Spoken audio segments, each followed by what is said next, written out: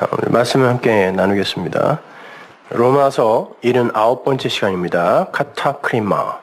로마서 8장 1절에서 3절까지의 말씀입니다. 제가 봉독합니다. 그러므로 이제 그리스도 예수 안에 있는 자에게는 결코 정죄함이 없나니 이는 그리스도 예수 안에 있는 생명의 성령의 법이 죄와 사망의 법에서 너를 해방하였습니다.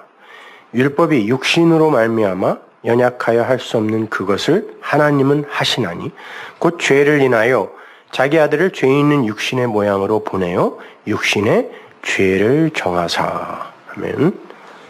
자, 오늘도 이 본문을 가지고 죄와 사망의 법이 어떻게 생명의 성령의 법이 될 수 있는지에 관해서 성경에 나오는 예를 들어서 제가 설명을 좀 해드리도록 하겠습니다.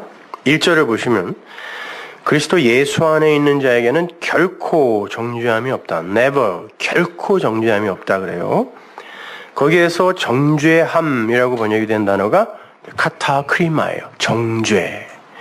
그 정죄라는 단어는요, 도덕이나 윤리나 사회법에 근거하여 죄를 선고하는 개념이 아니라 어떤 행위에 대해서 심판자가 자기 마음대로 심판자가 자신의 판단으로 죄를 정하고 선고하는 단어예요. 자, 제가 여러분에게 요 몇 초를 설명해 드리기 위해서는 이 단어가 쓰여 있는 책들을 어마어마하게 읽어내야 돼요. 그러니까 이거를 어떻게 이렇게 사전에도 안 나와 있는 의미를 어떻게 저렇게 이야기를 할까 궁금해하실 분들이 계시겠는데, 설교자는 단어 하나를 여러분에게 잘못 설명함으로 말미암아 그 문장 전체가 어그러질 수 있고, 그것으로 말미암아 그 장이나 그 절이 속한 책이 완전히 잘못된 의미로 전해질 수 있기 때문에 그런 한 단어 하나하나를 공부하기 위해서 문자를 공부하고 그 문자로 된 책들을 읽고 그러는 거란 말이죠. 그러니까 요거는 그냥 도덕이나 윤리나 사회법에 의해 그것에 근거하여 너 죄 졌네, 그러니까 너는 죄 있어 라고 유죄를 선고하는 그런 정죄가 아니에요. 심판하는 이가 자기 맘대로 자기 뜻에 의해 그냥 너 죄 있어 그러면 그게 정죄예요. 카타크리마. 다른 말로 피조세계의 도덕과 윤리에 근거하여 우리 쪽에 어떤 것을 근거로 하여 피조세계의 재판관들이 판단하고 선고하는 그런 류의 정죄가 아니라 만유의 주인이시오 재판장이신 그 하나님의 판단에 의한 정죄를 말해요.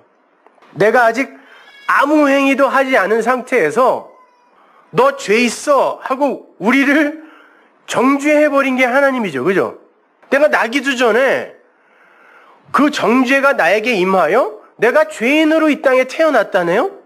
그거 가지고 누가 따질 수 있습니까? 우리 그냥 받아들이죠.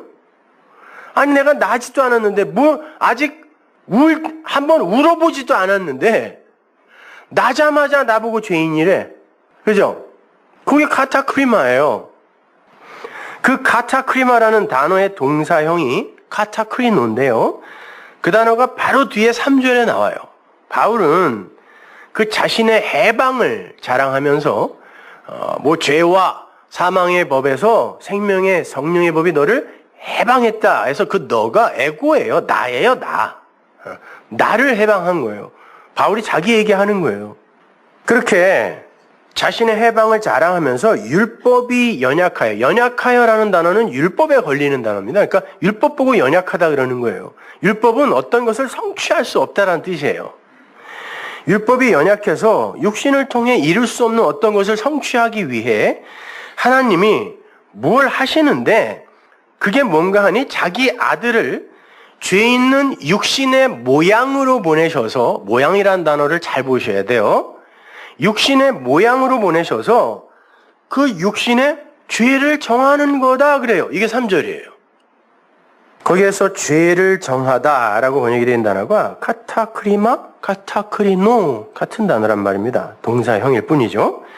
하나님께서 율법이 할 수 없는 어떤 일을 완성하기 위해 당신의 아들이신 예수 그리스도에게, 죄도 없는 분에게 죄를 카타크리마 해버렸다는 거예요. 카타크리노 해버렸다는 거예요. 그러니까 무슨 말인지 이제 아시겠죠? 그 단어가? 죄가 없는데 하나님의 마음대로, 심판자가 마음대로 그냥 너 죄인 해, 그럼 죄인인 거예요.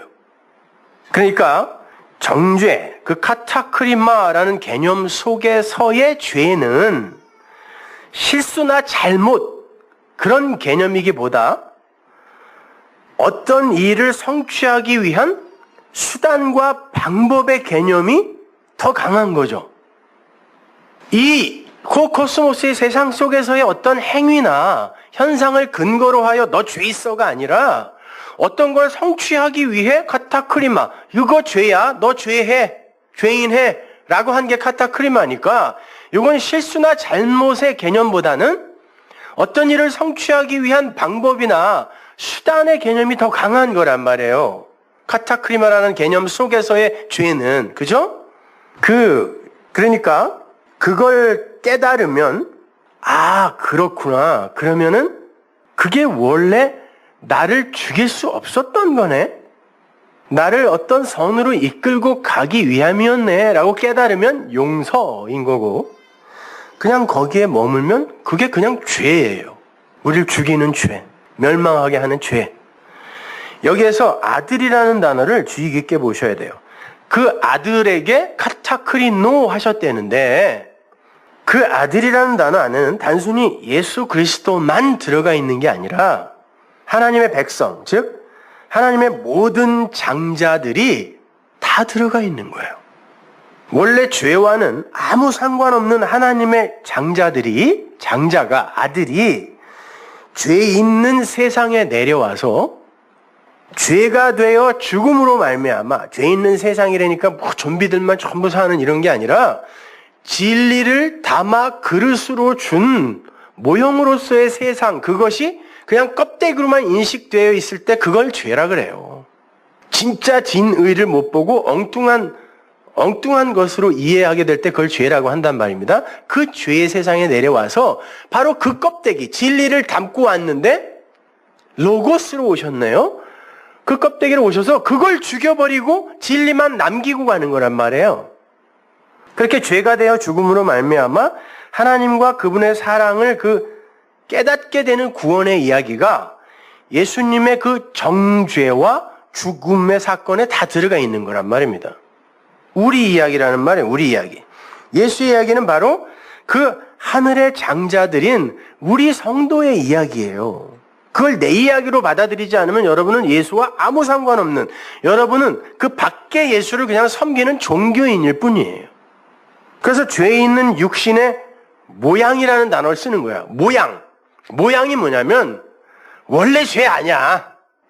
원래 죄 아닌데 죄 있는 육신의 모양으로 왔다가 그 모양 삭제당하고 가는 거예요. 기실 죄와는 무관한 어떤 존재, 죄의 모양으로 왔지만 기실 죄와는 무관한 어떤 존재, 그 하나님으로부터 그 카타크리마, 너 죄인이야? 날 때부터 죄인이야? 뱃속부터 죄인이야? 라는 카타크리마, 정죄를 받고 왔지만 그 죄와 정죄라는 것을 통하여 생명과 의를 배우는 그 원래 죄 없음의 존재, 그걸 아들이라 그래요. 그걸 아들이라 그래요. 벤허가 훌의 아들, 훌의 자손이라는 뜻이잖아요. 그죠? 이게 아들이거든요. 그 단어를 파자하면 메이트하고 눈이란 말이에요. 성전이 말하다. 말하는 성전. 아들이에요, 이게. 예수잖아요, 그게. 자, 그 정죄라는 단어는 5장에서도 쓰이는데요. 로마서 5장 18절 보세요. 그런즉 한 범죄로 많은 사람이 정죄에 이른 것 같이 의의 한 행동으로 말미암아 많은 사람의 의롭다 하심을 받아 생명에 이르렀느니라. 한 사람의 순종치 아니함으로 많은 사람이 죄인 된 것 같이 한 사람의 순종하심으로 많은 사람이 의인이 되리라. 그러니까 내가 아담 안에서 죄인이 됐는데 예수님이 순종하심으로 말미암아 내가 용서받았구나. 근데 뭐요, 그게? 나랑 무슨 상관이 있냐고. 그거는 중들도 외울 수 있는 거예요. 그게 여러분의 삶 속에서 지금 삶으로 사라지고 있냐고, 그게. 무슨 말이에요, 이게? 여기서 한 범죄, 한 행동이라고 번역이 된 어구는요, 그냥 죄의 하나, 의의 하나라는 말이에요. 10의 하나가 뭐죠? 11조라는 단어가 10의 하나라는 말이거든요. 그 10계명이라는 거, 10개의 계명을 하나로 갖게 되면, 계명이라는 거, 율법, 말씀이라는 게 이거 하나, 아가페, 이거군요 라고 하나를 갖게 되면 그게 하나님께 바쳐지는 거예요. 그래서 그걸 하나님께 드려지는 11조라고 우리가 한글 개역성경이 이제 그렇게 번역을 하는 거죠. 그러니까 죄의 하나, 의의 하나가 뭐예요? 그 하나라는 건 계명을 말하기도 하고 그 계명이 설명하고자 하는 그 하나님, 그분, 그 하나, 그분을 가리키는 거죠. 십계명이 아가페라는 그 하나님 사랑으로 그 축약이 되고 그 하나를 가지면 그걸 뭐라 그래요? 모노, 하나, 모노, 스테레오 말고 모노, 게네스. 그 단어가 거기서 나온 거예요, 모노가. 모노, 게네스. 그 아들이라 그러잖아요. 유니크한 선, 독생자라고 그러잖아요. 아들이란 말, 그 하나를 가지면. 근데 그 하나의 계명, 그걸 죄의 하나로 갖고 있으면 어떻게 돼요? 그 율법의 하나로 갖고 있는 거죠, 그게. 하나, 이건 진리인데, 그걸 죄의 하나로 갖고 있으면 죽음이고, 의의 하나로 갖고 있으면, 그게 아들이구나, 이 말이에요. 그게 18절이란 말이죠.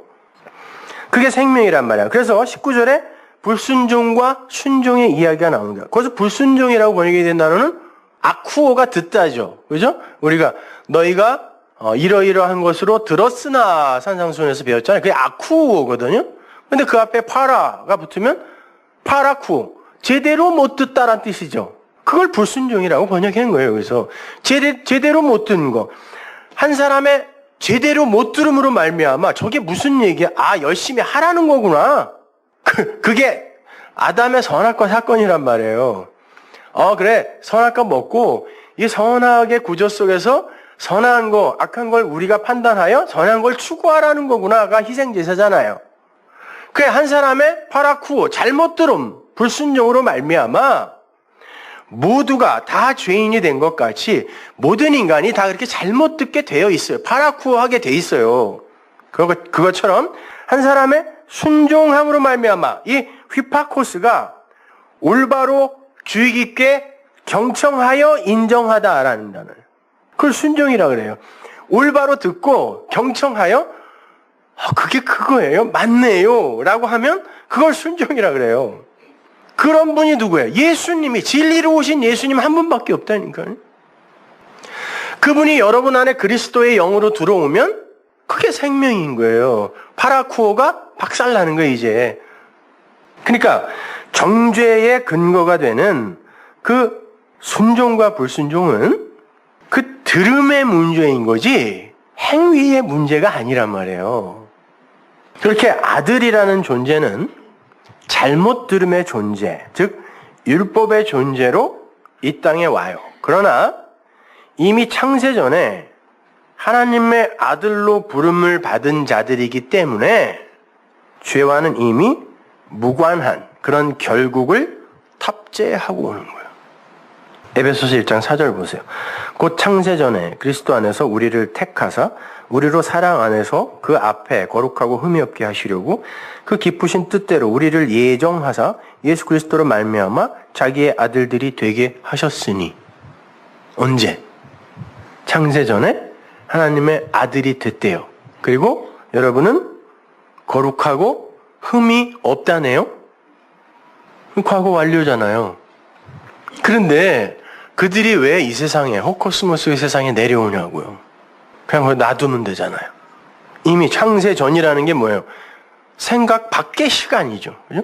생각 밖의 시간이라는 단어로 또 표현하기도 그렇지만 우리가 알고 있는 단어가 그거밖에 없으니까 생각 밖의 시간, 이 시간이 아닌 거. 영원, 아이온이라고도 하지만 그때 다른 차원의 거기에서 이미 우리는 아들이 됐고 흠없고 거룩한 자가 되었다 그러네. 그런데 이 죄뿐인 모형의 세상에 그 진리, 내용만 있는 거기에서 껍질의 세상에 껍질을 입고 내려와서 이게 아닌 게 그거구나를 배우고 가는 거잖아요, 우리가. 이게 아닌 게 그거구나. 그런데 이거에서 그냥 머물러 버리고 이걸로 일희일비하고 여기서 희로애락을 찾으면 어떻게 되죠? 그걸 멸망이라고 그래요. 자, 하나님은 율법을 통해서 그 아들을 죄인으로 만들어 버려요. 죄 없는 이가 율법에 의해 죄인으로 정죄받는 거예요. 그냥 단순히 우리 모두는 죄인인데 예수님이 우리 죄를 다 짊어지고 죽으셔서 우리가 무죄한 자가 되었다는 식의 그냥 그 내 밖에 예수를 무작정 믿어버리면 안 돼요. 그건 믿는 게 아니에요. 그냥 객기이고 바램이고 원함이지 그걸 믿는다고 하지 않는다니까요. 피스티스라는 단어 자체가 하나님은 신실하시다, 하나님은 믿음이시다라는 말이잖아요. 근데 하나님이 믿음이라는 그 단어가 피스티스가 뭐냐면 하나님을 눈에 보이는 것으로 우리의 수준에서 차례차례 번제단, 물두멍, 성소, 떡상, 향단, 촛대, 지성소, 법궤 이렇게 차서로 차례 설명해주면 요 진리의 체계와 차서를 피스티스라 그래요. 근데 그게 하나님을 설명하는 거니까 하나님은 신실하시다, 하나님은 믿음이시다 그러는 거예요. 근데 이걸 이 티뎀이 되어 있는 이렇게 횡으로 서 있는 이것들, 이렇게 놓아둔 이것들을 통하여 그게 그거구나, 이게 진리구나, 하나님이구나라고 알게 되면 피스토스가 되는 거예요. 그래서 오미크론 시그마가 그 뒤에 붙어버리면 그걸 마음으로 가진 나, 그게 되어진 나예요. 그걸 우리의 믿음이라 그래요. 피스토스. 그러니까 예수의 이야기가 내 이야기가 되지 않으면 우리는 그 아들 아닌 거예요. 사단, 마귀, 용서, 사랑, 온유, 은혜, 선물, 이 모든 게 나와 상관없이 내 밖의 지식으로 와 있으면 그건 그냥 관념일 뿐이에요. 나와 아무 상관없어요. 그건 그냥 신기루라니까요. 그 사랑, 그 온유. 근데 뭔지를 몰라요, 자기가. 그냥 국어사전이 정의해 놓은, 그리고 드라마가 가르쳐준 그런 것으로만 아는 거예요. 그 사랑, 그 온유, 이렇게. 그 모든 건 내 안에서 찾아지고 적용되어지는 거예요. 그래야 내 구원과 관계 있어요. 이렇게 설명해 볼게요. 위에서 보셨듯이 우리는 이미 하나님의 창세전 선택에 의해 구원받은 아들들입니다. 맞습니까? 네. 창세전이란 나라는 존재가 존재로 생성되기 이전입니다. 그건 우리의 이 생각 밖의 시간이므로 거기에는 순서도 없고 기다림이 없고 흐름이 없어요. 그래서 발전이나 성숙이라는 게 없어요. 왜? 그 자체로 완성이기 때문에. 하나님의 창조가 그랬죠? 거기다 뭐 보탤 거 있어요? 없어요. 하나님이 다 하셨으니까. 그게 시간 밖에 그 영원, 아이온, 영원이라는 거예요. 그럼 이미 완성이란 말이에요. 다른 차원에 완성되어 있는 존재가 진리인 여러분이란 말이에요. 모세, 바울, 요한이 진리를 통하여 그걸 본 거죠. 완성이야? 그래, 그거를 이렇게 한번 만들어 보자가 성막이었잖아요. 그거 3층 천에 갔더니 그거 사람의 말로는 도저히 표현할 수 없는 그거 하고 그거 전하러 다닌 거예요. 바울이. 요한, 완성되어 있는 그거 하늘의 그 진리로 보니까 그거는 거기에 이미 완성된 거네. 그러면 죄, 악, 이게 나랑 무슨 관계야? 그건 완성이네 하고 쓴 게 요한 계시록이에요. 그래서 완성되어 있는 거기가 그때 당시에 요한이 갖고 있는 어떤 지식이나 배경이나 이런 것으로 이렇게 그려진 거예요. 그걸 알고 그걸 본 이들이 전하고 다녔을 때 그거요 라고 받아들이면 거기에서 용서가 일어나는 거예요. 그러네? 그러면 그거 원래 내 거 아니었네? 나는 아들이네? 거기 완성되어 있는 12대문, 12지파, 12사도 그 이름이 나네? 그 아들이네? 내가 하나님의 신부 맞네? 그 오직 그분의 은혜에 의해서, 그분의 능력에 의해서 완성된 아들 나네? 그러면 이 호코스모스의 세상 속에서의 죄나 나의 행위나 모든 건 그 완성과는 아무 무관한 거라는 걸 알 때 내가 구원받았다라고 하는 거예요. 진리이신 주님이 바로 그러한 존재예요. 시간 밖에서 완전한 존재로 살아계신 분이 주님이죠. 그런데 그분이 시간 안으로, 피조 세계 안으로 들어오세요. 성경은 이 세상 모든 게 하늘의 진리를 설명하는 그릇이라 그런단 말이에요. 로마서 1장에 나오잖아요. 모든 만물에 하나님이 들어있어. 그분의 능력과 신성이 거기에 다 들어있어. 그런단 말이에요. 모든 천지 만물에. 따라서 하늘의 존재는 이 세상 만물 속에서 하늘의 것을 보고 듣고 느껴야 되는 거란 말이에요. 불가에도 석가성불, 산천초목 동시성불이란 말이 있다 그랬죠. 석씨가 석시성을 가진 이가 성불을 했어요. 부처가 되니까 모든 곳에 부처가 있네? 이런 말이에요. 근데 안타깝게도 그들은 구약밖에 없어요. 그들이 갖고 있는 진리의 내용 중에 성경과 흡사한 게 굉장히 많다 그랬죠. 왜? 어차피 말씀은 하나님의 말씀밖에 없어요. 하나님이 창조주기 때문에. 그래서 모든 종교가 그 하나님의 말씀을 왜곡하여 자기들 것으로 해석하고 있을 뿐이지 원래 말은 하나라니까요. 진리는. 근데 그들에게 없는 게 뭐예요? 예수 그리스도가 없어요. 진리로 완성이 되는 신약이 없다니까요. 그러니까 산천초목 동시성불이라고는 하는데 그거가 뭔지를 몰라요. 스님들하고 얘기해보면 그거가 뭔지를 몰라요. 거기까지는 너무너무 말을 잘해주셔. 근데 그거가 없어요. 그거를 야보라는 사람이 금강경 오가해라는 책에다가 산시산 수시수 불제하처 이렇게 써놓은 거예요. 산은 산이고 물은 물인데 어디 가서 부처를 찾냐? 야, 모든 게 다 부처인데 산과 물이라는 difference, 그 다름이 뭔 상관이야? 이런 말이에요. 근데 뭔 상관이야? 라고까지는 좋았는데 그게 뭔지를 몰라. 그 진리가 뭔지를 모른다니까요. 엉뚱한 것으로 갖고 있어요. 그러니까 성경을 통해서 진리가 뭔지를 제대로 알지 못하고 수행생활 같은 신앙에 머물러 있으면 그 사람은 그냥 불교 신자예요. 교회에 와 있는 불교 신자. 자체하고 성경은 그렇게 이 세상 만물 속에 하나님과 하늘의 진리가 내용으로 담겨져 있다 그래요. 내 곁에 있는 남편, 내 곁에 있는 아내, 그들의 성품, 내 자식, 나의 직장, 내 눈에 보이는 저 산, 저 물, 모든 게 다 진리를 설명해요. 하나님만 설명한단 말이에요. 나는 하나님이고 너는 피조물이야. 이거. 그걸 설명한다니까요. 근데 그걸 그냥 그 껍데기로만 보면 그것 때문에 죽고 싶은 거야. 거기서 벗어나는 거예요.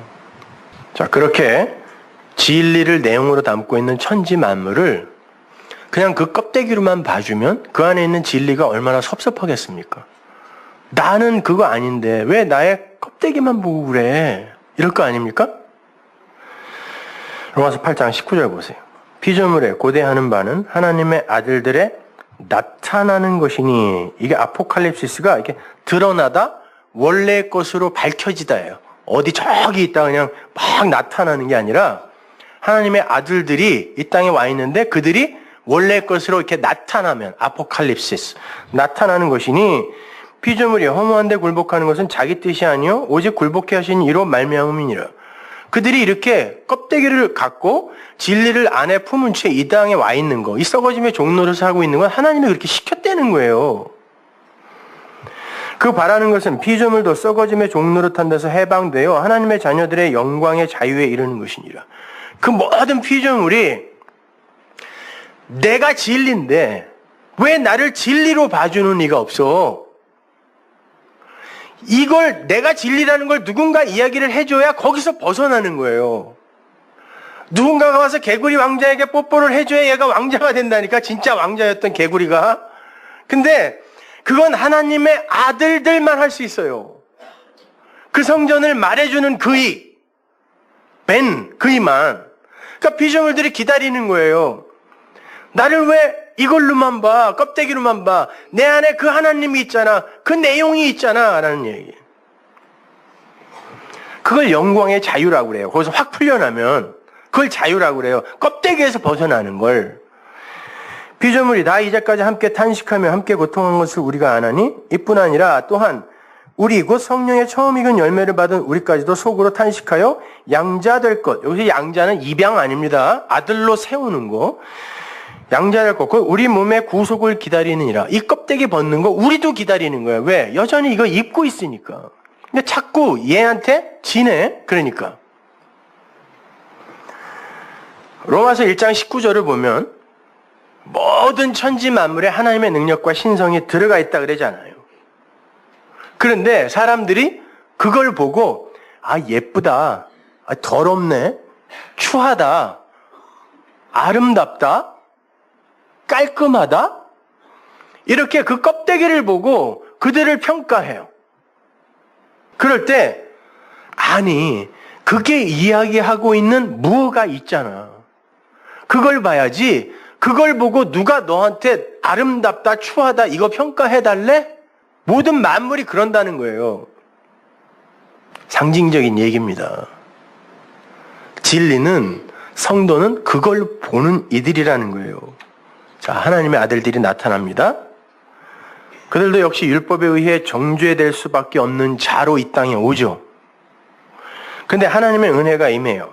그리고 그들 안에 이제 진리가 담깁니다.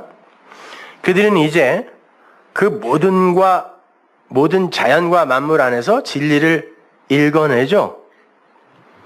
그때 모든 피조물이 썩어짐의 종노릇에서 해방된다 그러는 거예요. 근데 아무도 그걸 그 내용으로 못 봐주면 그 껍데기들은 어떻게 해요? 끝까지 그것으로 존재해야 되는 거죠. 그걸 멸망이라 그래요. 그걸 구속, 죄에서 벗어나는 구속 말고 이 구속, 묶여있다 그러는 거예요. 마찬가지입니다. 성령의 열매를 받았다고 하는 성도들도 자기 안에 들어와 있는 진리로 자기를 보지 못하면 여전히 육의 몸에게 끌려다니는 삶을 살게 되어 있어요. 그래서 그 육의 부귀와 영화와 가난과 좌절과 실패와 성공 등에 의해서 좌로 치우치고 우로 치우치며 살게 돼요. 여러분 그거 자체를 죄라 그래요. 그리고 그들을 정죄받은 자라고 하는 겁니다. 근데 하나님의 은혜가 찾아오죠. 그리고는 그 껍데기인 세상과 육의 헛됨과 무용함과 가치 없음을 하나하나 이렇게 폭로해내세요. 그걸 도와주는 게 율법과 죄라는 거예요. 그리고 거기에 정죄라는 게 이제 가입이 되는 거란 말입니다. 그래? 그러면 그게 죄 있음이야. 이렇게. 그렇게 하나님의 은혜의 왕노릇에 의해서 그 섬김의 통치를 받는 자들은 그 율법과 성전을 통해 처절한 절망의 자리로 내려가게 돼요. 슬프기만 하고 고통스럽고 우울하고 이런 게 아니라 나는 아니구나. 하나님 앞에서의 나는 존재를 주장할 수 있는, 주체로 살 수 없는 존재가 아니구나. 이거를 내려간다라고 하는 거예요. 그 나라는 존재의 불가능함과 나라는 존재의 덧없음과 그 나라는 존재가 쌓은 업적의 그 헛됨 등을 이제 폭로당하는 거예요. 옛날에 그가 했던 그 일들, 그거 얼마나 우리가 멋있게 보아주고 가치 있게 여겨주고 칭찬해주고 했습니까? 근데 진리를 알고 나니까 그거 아니었네? 이렇게 볼 수 있게 되는 거 있잖아요. 그렇게 육을 부정당한 이들이 진정으로 나를 살리는 게 무엇인지 알게 되면 그런 게 아니구나. 그런 거 아니구나. 진짜 나를 살리는 건 딴 게 있구나. 이렇게 알게 되면 그들을 아들이라 그래. 존재를 존재되게 하는 건 절대로 이 세상에서 찾아볼 수 없구나. 아무것도 없구나. 그걸 알게 된 이들이 그 존재의 근거를 하나님에게서 찾게 되고, 하나님 그거 당신이 준다 그랬으니까 주세요. 이게 아이테오예요. 빚 갚으세요. 하나님 나에게 주세요. 이게 구하라예요. 아이테오, 제테오. 그럼 내가 줄게. 다 줄게. 이거로. 구하면 준다가 아니라 내가 택한 자들은 그거 구하게 되어 있다는 뜻이에요. 그렇게 하나님이 주시는 그 생명과 연합된 그들이 하나님이 생명으로 그들 안에 넣어주신 그 씨와 연합된 자손이잖아요. 씨란 단어 자체가 제라. 그들의 아들이라니까요. 씨를 가진 자, 아들. 히브리서로 한번 가보세요. 11장 39절. 이 사람들이 다 믿음으로 말미암아 증거를 받았으나, 자, 증거는 받았어요. 눈에 보이는 거. 약속을 받지 못하였다. 이는 하나님이 우리를 위하여 더 좋은 것을 예비하셨음즉 우리가 아니면 저희로 온전함을 이루지 못하게 하려 하심이니라. 히브리서 기자가 11장에서 구약의 그 믿음의 선진들을 쫙 설명하죠. 이 사람들은 이렇게 살았고 저 사람들은 저렇게 살았고 그렇게 살라는 거 아닙니다. 하나님이 그런 쪼다들을 어떻게 믿음으로 만드셨는가를 보여주는 거예요. 그렇게 장황하게 나열하고는 그들이 전부 피스티스, 믿음으로 증거를 받았다 그래. 피스티스가 뭐라고 했어요? 눈에 보이는 걸로 차서 있게 이렇게 하나님을 설명하는 게 피스티스입니다. 그 믿음으로 증거를 받았대요. 주었대요. 근데 약속을 받지 못했다 그래요. 그래서 이 약속은 당연히 진리의 영이에요. 사도행전 2장에 보면 약속의 성령이라는 말이 나오죠. 똑같은 단어예요. 호 에판겔리아 약속이거든요. 호 에판겔리아 호 하기오스 푸뉴마 그래요. 그러니까 약속은 성령이다 이런 뜻이에요. 약속은 진리의 영이에요. 진리의 영. 예수 그리스도라는 그 약속의 실체로 말미암아 우리에게 주어지게 되는 그 내용, 그 진리, 그 약속이에요. 에판겔리아. 그들은 그걸 못 받았다 그래요. 잘 이해하셔야 됩니다. 구약의 성도들이 성령과 무관하게 구원받았다는 거 아니에요. 십자가 이전에 구원받은 이들도 전부 진리, 성령의 영, 그걸로 구원받은 거예요. 아브라함이 창세기 21장에서 그 진리를 아는 이가 되는 것처럼. 근데 그때는 굳이 이야기하면 에피 성령의 시대라 그러죠. N 성령의 시대가 아니라 에피 성령은 물론 이게 이해를 위한 논리의 순서를 이야기하는 거예요. 에피 성령은 오순절, 신약의 오순절 날 그 진리의 성령의 불의 말이에요. 텅. 이걸로 오시기 전에 하나님의 필요에 의해 필요한 사람에게 찾아가셔서 그를 사용하시고 그를 진리로 나타내시잖아요. 그걸 에피 성령의 시대라 그래요. 근데 그게 이제 때가 차서 카이로스 어떤 의미 있는 때가 딱 되어버리면 그때 성령이 교회 위에 완전히 뿌려지고 그때부터는 안 나간다면 N 성령의 시대가 오는 거예요. 안에 그 진리의 말씀이 들어오는 거예요. 이게 상징적인 이야기란 말이에요. 구약 때도 그 성령은 그 안에 들어가서 안 나가시는 거예요. 그 진리의 말씀은 그 마음이 되어 그가 구원받는 거란 말입니다. 진리를 내용으로 담고 있는 피조물들이 하나님의 아들들의 그 깨달음과 증거에 의해 저거 진리였구나라고 이렇게 나타나는 것처럼 구약의 성도들이 성령에 의해 진리로 완성이 되어 그 아들이 되었다라는 건 진짜 그들이 이야기했던 그 약속의 그때에 성령을 받아 구원을 받은 교회가, 성도가 그래, 구원은 이렇게 해서 받는 거야 라고 증거를 못하면 그들은 전부 가짜가 되는 거란 뜻이에요. 자, 그 약속의 때에 왔는데 그렇게 진리의 성령에 의해 아들이 된 이가 없다? 니들은 뭐니? 가짜네? 이렇게 되는 거란 말이에요. 그러면 이들이 온전치 못하다는 거예요. 근데 이 카이로스의 때에 진짜 불의 혀 같은 그 진리가, 영이 안에 들어오더니 진리가 되어 그걸 마음으로 가져 그 하나님을 알고 그가 좌로나 우로나 치우치지 않는 어떤 그 언약의 인물이 되어버리는 그런 일이 실제로 일어났어요. 그리고 이게 바로 구약의 그들이 설명하고 간 내용이야라고 이야기해주면 이들이 온전한 이가 되는 거예요. 아니면 이들은 거짓말장이가 되는 거라니까요. 그들이 이야기하고 간 게 이건데 그렇게 완성된 이가 나타나질 않아요. 더 쉽게 이야기할게. 자, 아브라함, 이삭, 야곱, 에녹, 엘리야, 엘리사, 사라 이런 인물들이 구약에 우리가 아주 존경하고 되고 싶은 인물들이잖아요. 근데 이들이 여러분 다 배웠잖아요. 전부 진리를 설명하고 간 분들이에요. 근데 우리가 성경을 보면서 이야, 아들까지 아끼지 않고 바친 믿음의 조상 아브라함, 그야의 후손이 자자손손 복을 받게 된 아브라함, 아버지에게 목숨도 아깝지 않게 자기의 목숨을 바쳐 효가 무엇인지를 이 땅에 보여주고 간 이삭, 하나님과의 약복강가에서 하나님에게도 지지 않는 기도와 간구로 축복을 얻어낸 야곱, 열심히 하나님과 동행하여 죽음을 보지 않고 하늘로 올라간 엘리야와 에녹, 뭐 이런 식으로 이해를 하면 그들이 그럴 거란 말이에요. 나는 그 사람이 아니야. 니들이 생각하는 그게 내가 아니라고. 내가 삶으로 살고 가고 내가 내 이름으로 또 내 입으로 설명한 건 그게 아니야.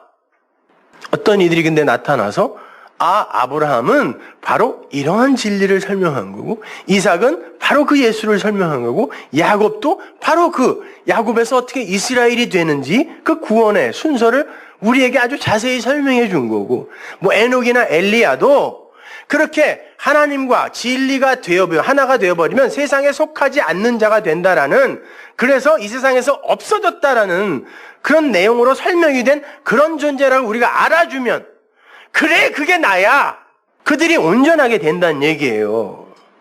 더 나가 볼까요? 하나님이 진리를 이 호코스모스와 세상으로 이렇게 설명을 하고 계세요. 그리고 말씀, 성경, 예수를 통하여 그게 뭔지를 설명하고 계시네요. 근데 사람들이 그걸 못 알아먹고, 그분은 하나님이고 내가 피조물이라는 걸 못 알아먹고, 그분은 고진감래로 우리를, 인과 율로 우리를 스스로 돕는 자를 돕는 그런 하나님이야 라고 우리가 오해하고 있으면, 우리의 행위나 열심과 노력에 의해 우리에게 상선벌악하시는, 권선징악하시는 그런 하나님이야. 그러니까 열심히 하자, 훌륭하게 성숙되자, 이렇게 알고 있으면 그 하나님은 다른 이야기를 하고 계시잖아요, 지금 말씀으로. 근데 우리가 하나님을 믿는다고 하는 어떤 이들이 그렇게 하나님을 이야기하면 하나님을 거짓말쟁이로 만드는 거 아니에요. 하나님은 다른 이야기를 하고 있는데, 그러면 그들을 도둑이요 강도라고 하는 거예요.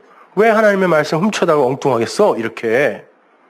그래서 어거스틴이 그러는 거예요. 하나님도 하나님의 아들들에게 구원받지 못하면 영원히 감추어진다. 불경한 소리가 아니에요.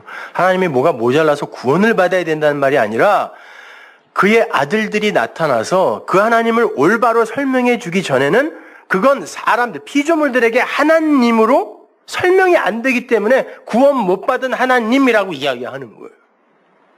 그러니까 진리를 안에 갖고 있는 하나님의 아들들의 나타남이 얼마나 소중한 거겠어요.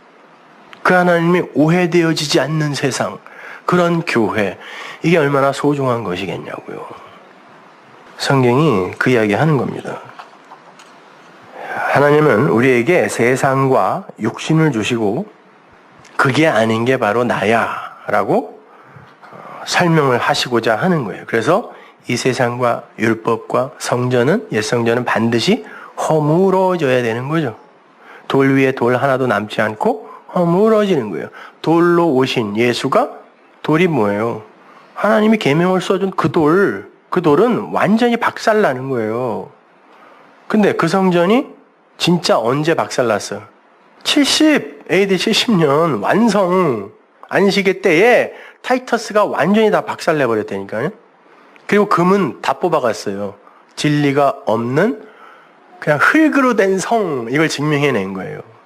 왜? 소문에 예루살렘 성과 성전은 벽돌을 만들 때 거기다가 금을 다 깔았다고 소문이 나왔고요.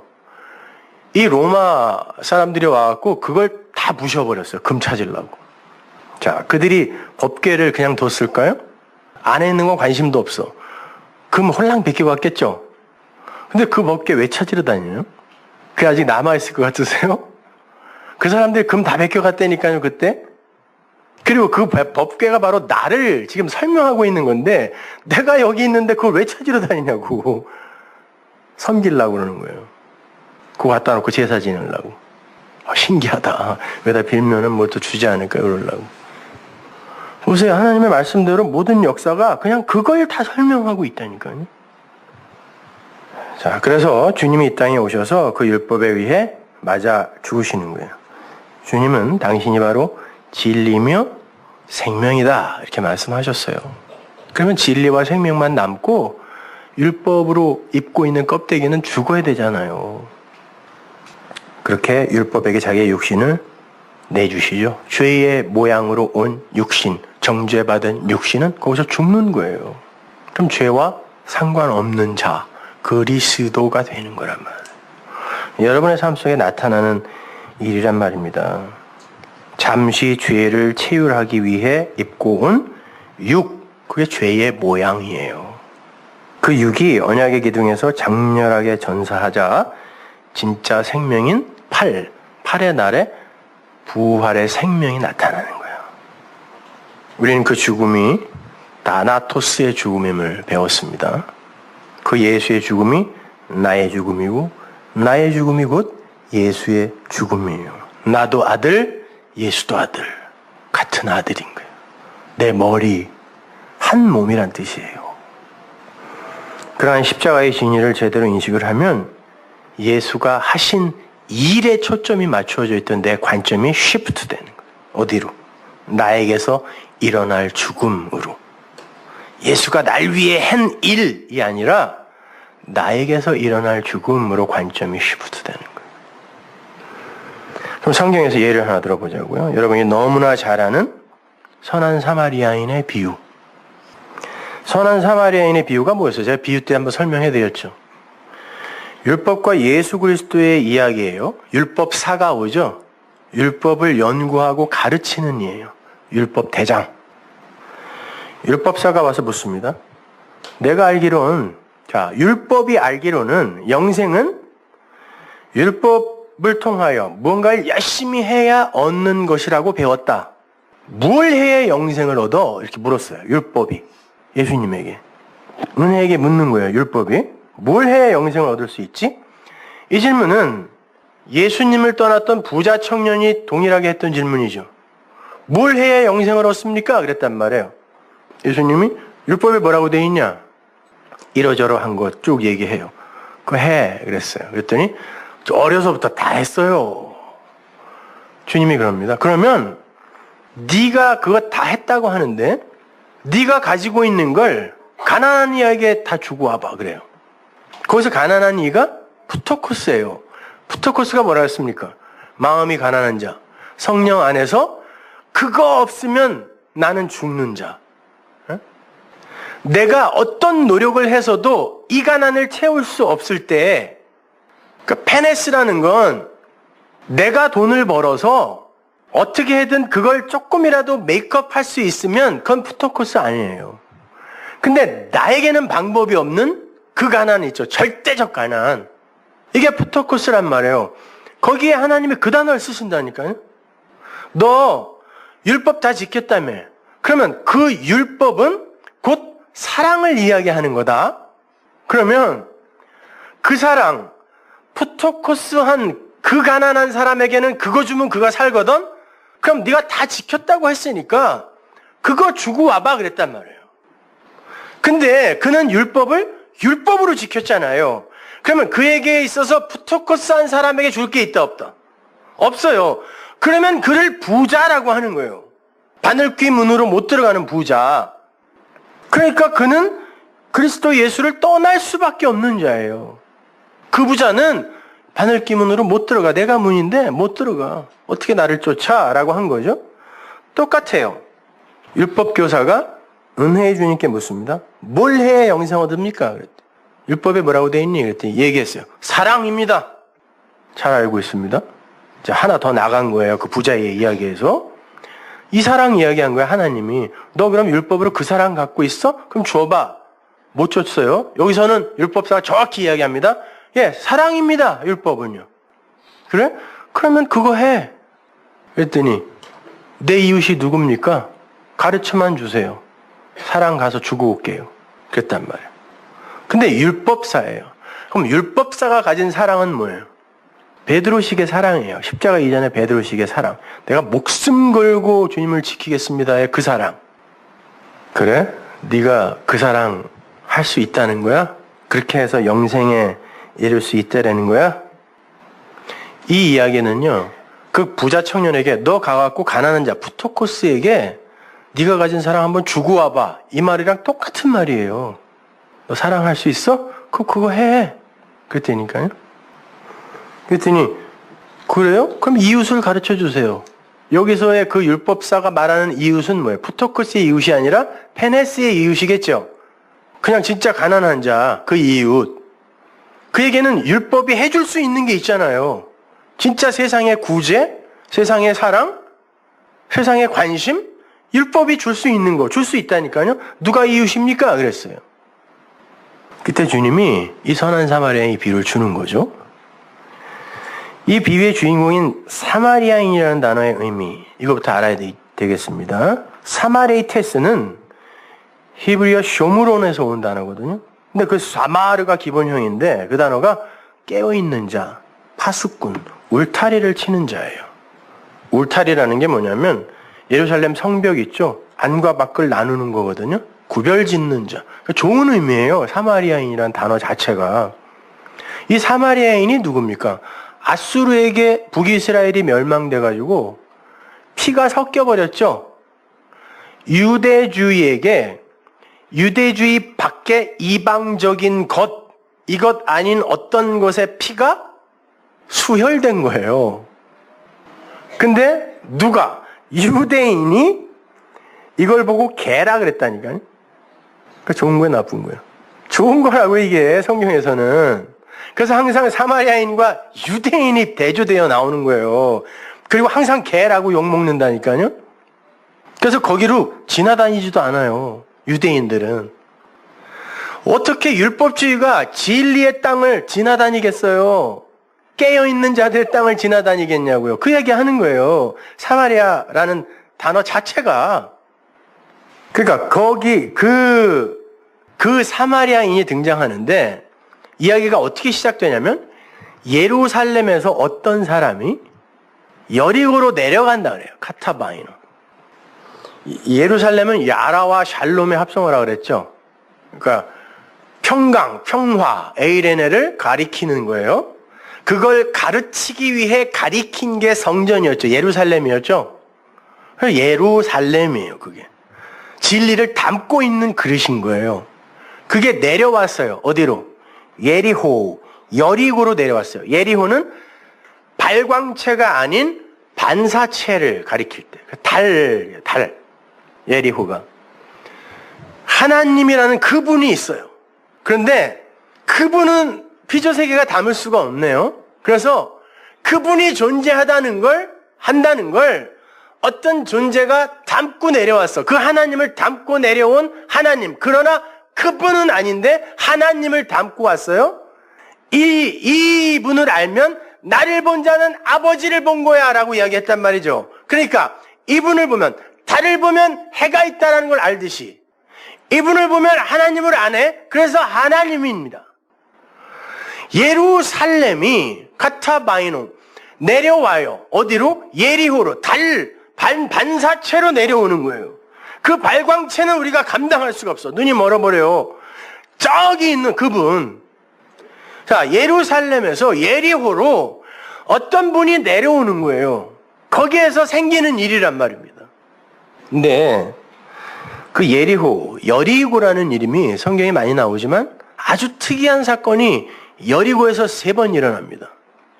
처음은 당연히 여호수아 5장 이하에 하나님이 시킨 말을 그대로 외쳐서 성이, 철옹성 같은 성이 안에서 바깥으로 무너져 버리는 그 사건이에요. 역사서를 보면 여리고 성이 무너질 때요. 보통 성은 밖에서 부수고 들어가기 때문에 밖에서 안으로 넘어지잖아요. 근데 이 성이 역사서에 안에서 누가 민 것처럼 밖으로 다 무너져 버렸대요. 누가 밀었을까요? 무너졌어요. 어떻게? 말에 의해 무너져요. 그들이 어떤 행위도 못하게 하세요. 망치질 한번 못하게 하세요. 하나님 힘든데, 안에서 밀기 힘든데 내가 도와줄게요 라고 깨면 안 돼. 그냥 외치는 거예요. 그 말을 외치는 거예요. 그 함성에 무너집니다. 두 번째가 열왕기하 2장에 보면 엘리사가 여리고에서 쓴 물을 소금, 언약이죠. 소금을 쳐서 단물로 진리로 만들어내죠. 언약으로 말씀을 보게 되면 아, 이게 단물이구나. 율법이 진리가 되는 게 여리고예요. 신약에 보면, 마가복음 10장에 보면 예수님이 여리고에서 누구를 만나죠? 소경 바디메오를 만나요. 바는 아들이에요. 그래서 바라바 그러면 아버지의 아들, 가짜 아버지의 아들이에요. 그거는. 근데 진짜 아버지의 아들이 와서 가짜 아버지의 아들 대신 죽는 거예요. 그래서 바라바 대신에 하나님의 아들이 와서 죽는 거죠. 바가 아버지예요. 디메오는 더러움, 어두움 이런 뜻이죠. 그 더러움의 아들이 하나님의 은혜가 임하게 되면 내가 더러움이라는 걸 알아요. 그래서 내가 그분의 긍휼히 여기심을 못 받으면 나는 죽는다는 걸 알아요. 그래서 바디메오가 뭐라 그러냐면 나를 불쌍히 여겨주세요 그래요. 내 눈 좀 띄워주세요가 아니에요. 불쌍히 여겨주세요. 당신의 긍휼이 없으면 나는 죽습니다라고 더러움의 아들이 이야기하니까 그의 눈이 떠지는 거예요. 그래서 호라우 하게 되는 거죠. 여리고는 그런 거예요. 자, 하늘의 샬롬이 예루살렘이 이 땅에 그걸 가르치기 위해 카타바이노 내려옵니다. 뭘로? 예리호로 내려와요. 반사체로 내려오는 거예요. 예수님의 성육신 생각하시면 돼요. 내려오는데 그걸 어떤 이는 알아보고 어떤 이는 못 알아보는 이야기예요. 이건 우리의 이야기로 제가 설명해 드렸지만 똑같이 예수에게 일어나는 이야기라니까요. 한번 보세요. 그 예루살렘이라는 어떤 사람이 예리호로 내려오는데 강도가 나타납니다. 자, 강도는 뭐죠? 수없이 들었으니까 이제 알죠. 율법주의의 바리새인, 제사장 이런 사람들이에요. 한 군데 찾아드리죠. 호세아서 6장 9절 보세요. 강도 때가 사람을 기다림같이 제사장의 무리가 세겜길에서 살인하니 저희가 사악을 행하였느니라. 내가 이스라엘 집에서 가증한 일을 보았나니 거기서 에브라임은 행음하였고 이스라엘은 더럽혔느니라. 이스라엘의 집이 성전입니다. 성전에서 강도 때 이 제사장들이 사람을 오히려 죽이고 있다는 거예요. 그래서 옛 성전을 하나님이 강도의 굴혈이라고 부른 거죠. 요한복음 10장 1절 보세요.